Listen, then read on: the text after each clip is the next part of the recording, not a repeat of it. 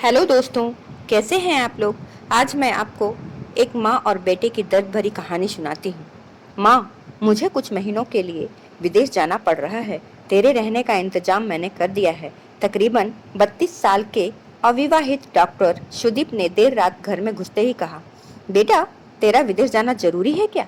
माँ की आवाज में चिंता और घबराहट झलक रही थी। सुदीप ने कहा, माँ, मुझे इंग्लैंड जाकर कुछ रिसर्च करनी है। वैसे भी कुछ ही महीनों की बात है। जैसे तेरी इच्छा, मरी सी आवाज में माँ ने बोली। और छोड़ आया सुदीप अपनी माँ प्रभा देवी को पड़ोस वाले शहर में स्थित एक वृद्धा आश्रम में।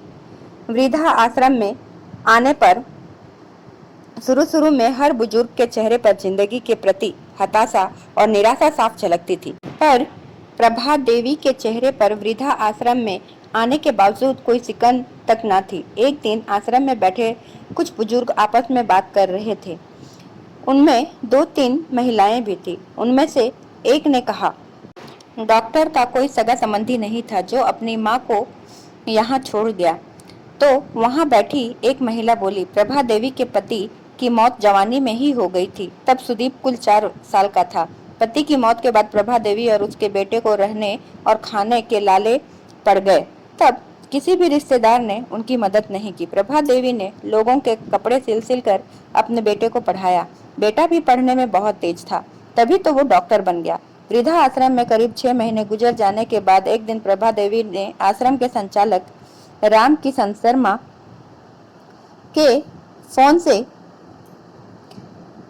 अपने बेटे के मोबाइल नंबर पर फोन किया और कहा, सुदीप, तुम हिंदुस्तान आ गए हो या अभी इंग्लैंड में ही हो। सुदीप का जवाब था, माँ, अभी तो मैं इंग्लैंड में ही हूँ। 3-3, 4-4 महीने के अंतराल पर प्रभा देवी सुदीप को फोन करती। उसका एक ही जवाब होता, मैं अभी वही हूँ। जैसे ही अपने देश आऊंगा तुझे बता दूंगा। इस तरह तकरीबन 2 साल गुजर गए। अब तो वृद्धा आश्रम के लोग भी कहने लगे कि देखो कैसा चालाक बेटा निकला, कितने धोखे से अपनी माँ को यहाँ छोड़ गया। आश्रम के ही किसी बुजुर्ग ने कहा, मुझे तो लगता है नहीं कि डॉक्टर विदेश पढ़ने गया होगा। वो तो बुढ़िया से छुटकारा पाना चाह रहा था। तभी किसी और बुजुर्ग ने कहा, मगर वो तो शादीशुदा भी नहीं था। अरे होगी उसकी कोई गर्लफ्रेंड जिसने कहा होगा, पहले माँ के रहने का इंतजाम करो, तभी मैं तुमसे शादी करूंगी।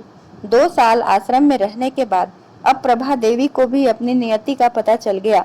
बेटे के गम उसे अंदर ही अंदर खाने लगा। वो बुरी तरह टूट गई।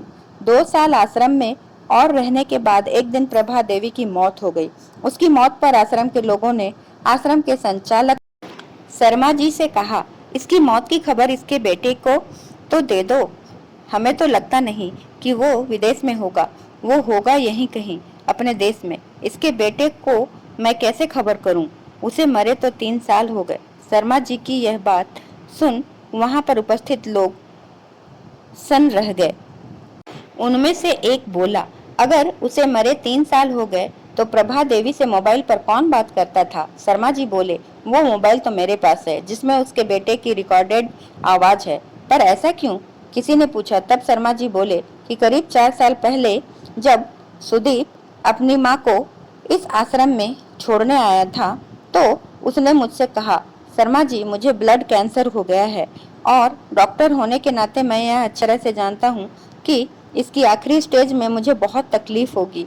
मेरे मुंह से और मसूड़ों आदि से खून भी आएगा। मेरी यह तकलीफ माँ से देखी ना जाएगी। वो तो जीते जी मर जाएगी। मुझे तो मरना ही है, पर मैं नहीं चाहता कि मेरे कारण मेरे से पहले मेरी माँ मरे। मेरे मरने के बाद 2 कमरे का हमारा छोटा सा फ्लैट और जो भी घर का सामान आदि है वो मैं आश्रम को दान कर दूंगा। यह दास्तां सुन वहां पर उपस्थित लोगों की आंखें झलझला आईं। प्रभा देवी का अंतिम संस्कार आश्रम के ही एक हिस्से में कर दिया गया।